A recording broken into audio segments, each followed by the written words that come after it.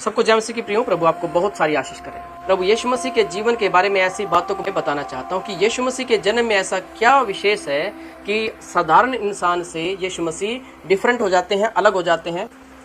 मेरे प्रियो, मैं बताना चाहता हूँ प्रभु यीशु मसीह का जन्म आज से 2000 साल पहले हुआ। मैं आपको एक वचन की ओर ले जाना चाहता हूँ।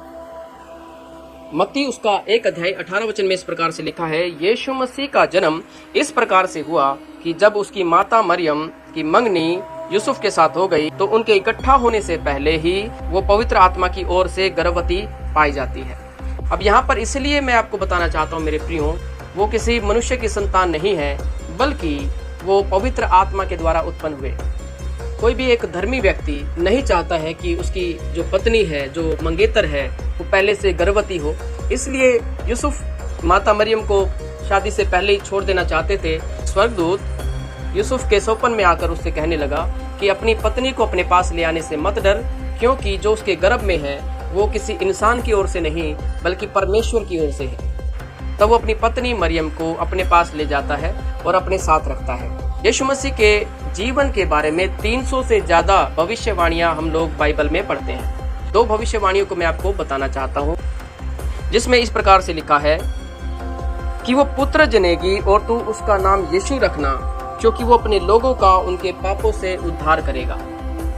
मेरे प्रियो, ये वचन जो है यशायाह भविष्यवक्ता की भविष्यवाणियों में से लिया गया है और मैं बताना चाहता हूँ लगभग 700 साल पहले ही यशायाह भविष्यवक्ता ने प्रभु यीशु मसीह के जन्म के विषय में भविष्यवाणी की थी। मिका उसका 5 अध्याय और 2 वचन में इस प्रकार से लिखा है कि हे बेतलहम एफ्राता, यदि तू ऐसा छोटा है कि यहूदा के हजारों में गिना नहीं जाता, तो भी तुझ में से मेरे लिए एक पुरुष निकलेगा जो इसराइलियों में प्रभुता करने वाला होगा, और उसका निकलना प्राचीन काल से अर्थात अनादि काल से होता आया है। जब हम लूका की किताब से पढ़ते हैं 2 अध्याय के अंदर, यहाँ पर स्वर्गदूतों ने चरवाहों को ये संदेश दिया कि तुम्हारे लिए एक उद्धारकर्ता जन्मा है। देखिए, मैं आपको पढ़कर सुनाता हूँ लूका की किताब से 2 अध्याय और 10 वचन को मैं पढ़कर सुनाता हूँ। तब स्वर्गदूतों ने उनसे कहा, मत डरो, क्योंकि देखो मैं तुम्हें बड़े आनंद का सुसमाचार सुनाता हूँ। तो सब लोगों के लिए होगा कि आज दाऊद के नगर में तुम्हारे लिए एक उद्धारकर्ता जन्मा है,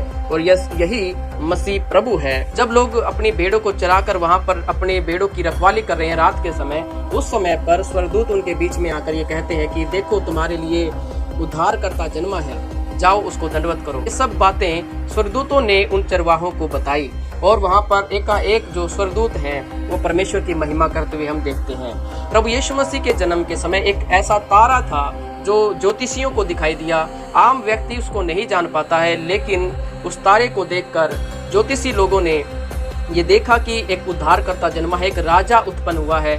और वहाँ के राजा हेरोदेस के पास जाकर वो पूछने लगे कि क्या यहाँ पर मसीह का जन्म हुआ है।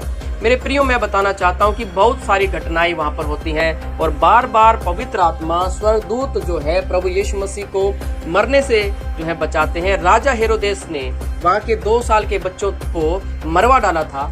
पवित्र आत्मा ने यूसुफ को पहले से ही जता दिया था कि तुम यहाँ से चले जाओ, क्योंकि राजा हेरोदेस इस बच्चे को नुकसान पहुँचाना चाहता है। और मेरे प्रियो, वो नासरत को चले गए थे, और जिसके कारण वो प्रभु यीशु मसीह को बचा पाए। मेरे प्रियो, मैं आपको कहना चाहता हूँ कि हर एक काम जो है वो परमेश्वर की अगुवाई में होकर चला। यदि वहाँ पर कुछ भी बुराई होती तो परमेश्वर का काम वहाँ पर रुक जाता।